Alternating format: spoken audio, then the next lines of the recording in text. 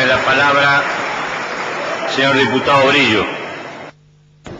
Gracias, señor presidente. Quiero decirle que desde el Movimiento Popular Neuquino estamos acompañando el trabajo que ha realizado con sus colaboradores el diputado nacional Jorge Sarguini, que nos va a acompañar en esta presentación de este proyecto.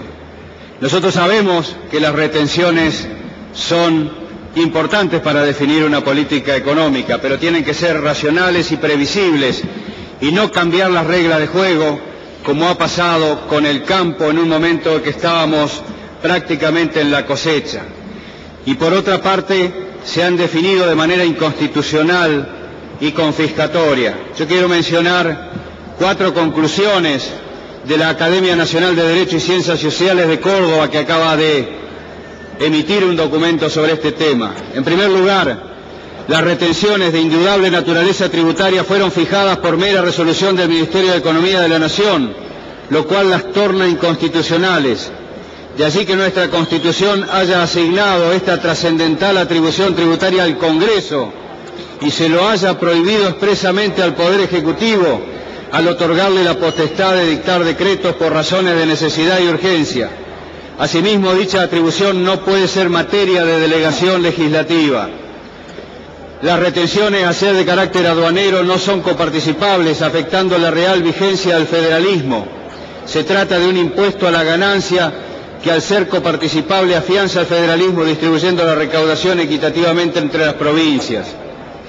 Una inveterada jurisprudencia de la Corte Suprema de Justicia de la Nación ha sostenido como principio que los tributos son confiscatorios cuando absorben una parte sustancial de la propiedad o de la renta.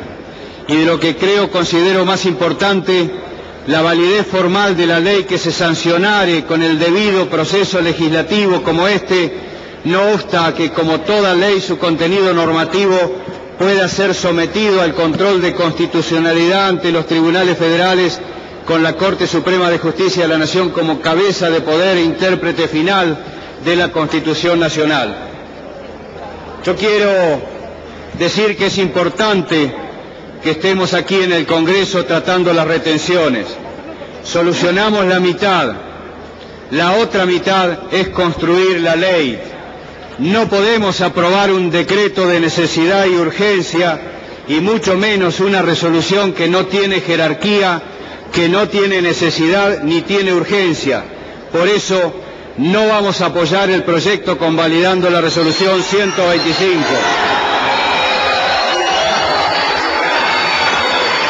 Por favor, la barra.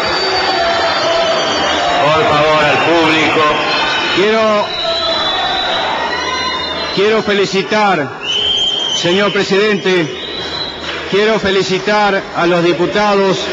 Por favor, última vez que les pido, voy a explicar el reglamento y voy a verme en la obligación de desalojar las barras y continuamos con esto. No se puede interrumpir al orador, por favor, le pido. Señor presidente, quiero felicitar a los diputados Cantero y Agosto por el trabajo que han hecho.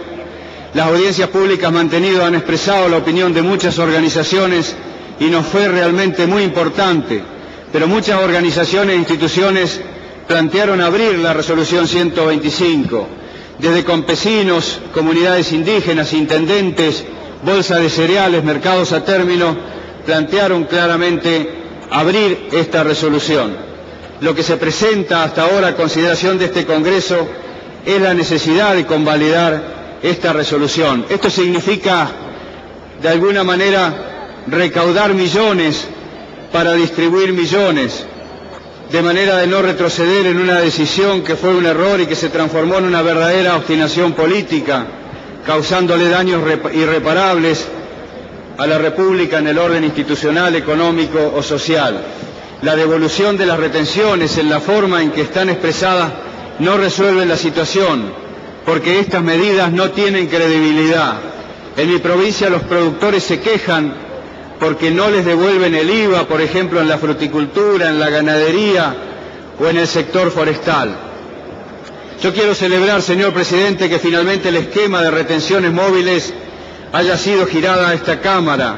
el lugar que entiendo compete para la sanción de los derechos de exportación. Me ilusioné mucho cuando se anunció que la resolución venía del Congreso, porque vivía con mucha impotencia el hecho de que ante cada reunión de los ruralistas con el gobierno, esta posibilidad estaba vedada. La resolución no se trataba. Si el problema lo suscitó la implementación de la resolución, no era ni más ni menos eso lo que debía debatirse. Sin embargo, y con decepción tengo que decir que acá tampoco se ha dado esta posibilidad. Es decir, que nuestros diputados, compañeros oficialistas, están dispuestos a discutir, debatir y hasta incorporar cualquier elemento al debate menos la causal del conflicto. Y en este caso, el nudo del conflicto a través de la resolución 125 está blindado y se ha resuelto que sea infranqueable. Por eso, la única solución que nosotros vemos es una solución por consenso. Ni la ratificación ni la derogación de la resolución 125 transitan ese camino. Tenemos la gran oportunidad, pero además tenemos la obligación de construir una solución que destrabe el conflicto, y en eso consiste nuestro proyecto. Hemos tomado aporte de los distintos sectores, por supuesto también hemos tomado aportes del gobierno. Nuestro proyecto de ley tiene en cuenta el impacto fiscal y la búsqueda de equilibrios macroeconómicos, juntamente con la defensa de una política redistributiva e incentivadora de la producción granera nacional. Esta ley refleja claramente los postulados constitucionales al instituir los aranceles de exportación, y esto es construir la ley. Proponemos un esquema de retenciones móviles. Las preservaron con una tasa marginal no superior al 50% para las distintas variedades de trigo, maíz, girasol y soja. Se crea un fondo a partir de los fondos y de los montos que se recauden en conceptos de derechos de exportación por encima del 35% en la soja, del 28% en el trigo y a partir del 25% en el maíz y del 32% en el girasol, que tendrá dos finalidades. En primer lugar, devolverle las retenciones a los pequeños y medianos productores en dos segmentaciones, hasta 600 toneladas y de 600 a 1.500 toneladas. Los reintegros a los productores hasta 600 toneladas estarán comprendidos entre el 10 y el 15%. Por arriba de eso, entre el 7 y el 10%. Y una cosa que considero que es muy importante, el reintegro será automático e inmediato, dado que el comprador entregará al productor un certificado por el monto de la devolución que cobrará inmediatamente ante el Banco de la Nación Argentina. Y el otro fin, como lo decía nuestra Presidente, será financiar con una parte de este fondo hospitales, caminos rurales y viviendas.